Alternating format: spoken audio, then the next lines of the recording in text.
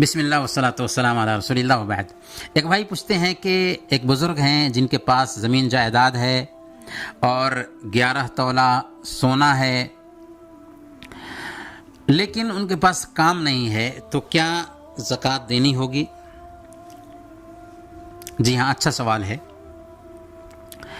زکوٰۃ کے حوالے سے شریعت کا قانون یہ ہے کہ اگر وہ چیز جس میں زکوٰۃ آتی ہے نصاب کو پہنچ جائے اور اس پر سال گزر جائے تو اس پہ زکوٰۃ آئے گی۔ رہی بات زمین کی، تو زمین پہ زکوٰۃ نہیں ہے، الا کہ ایک آدمی زمین کو اس ارادے سے رکھا ہو کہ اس کو بیچے گا، تو یہ سامان تجارت میں آ جائے گی اور پھر سال گزرنے کے بعد اس کا ریٹ نکالنے کے بعد اس کی زکوٰۃ دینی ہوگی۔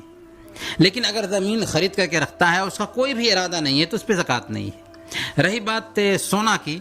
تو 11 تولہ سونا ہے، اگرچہ ان کے پاس کام نہیں ہے، لیکن 11 تولہ سونا اگر اس پہ سال گزر جاتا ہے تو چونکہ 85 گرام سونا اگر ہو جاتا ہے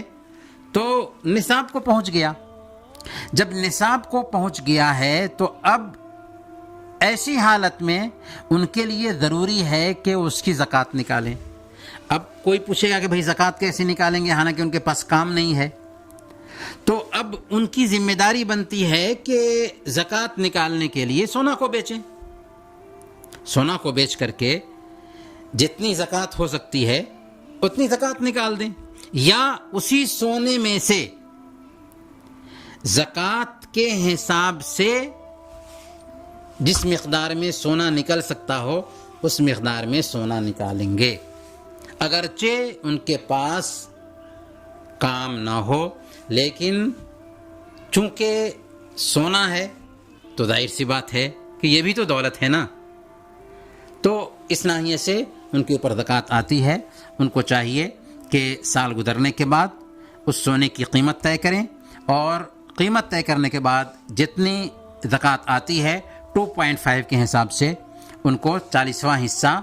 زکوٰۃ نکالنی ہوگی، اور نکالنے کے لیے جو بھی شکل اختیار کرنا چاہیں ان کو کرنی ہوگی۔ اگر قرض لے کر کے نکالتے ہیں اس کی بھی گنجائش ہے، اگر وہ اس کو بیچ دیتے ہیں اس کی بھی گنجائش ہے، جو بھی شکل نکل سکتی ہو انہیں نکالنا ہوگا زکوٰۃ دینے کے لیے۔ یہ نہیں چلتا کہ کام نہیں ہے تو اس کی زکوٰۃ نہیں دینی ہے، بلکہ کام نہیں ہے پھر بھی اس کی زکوٰۃ دینی ہوگی۔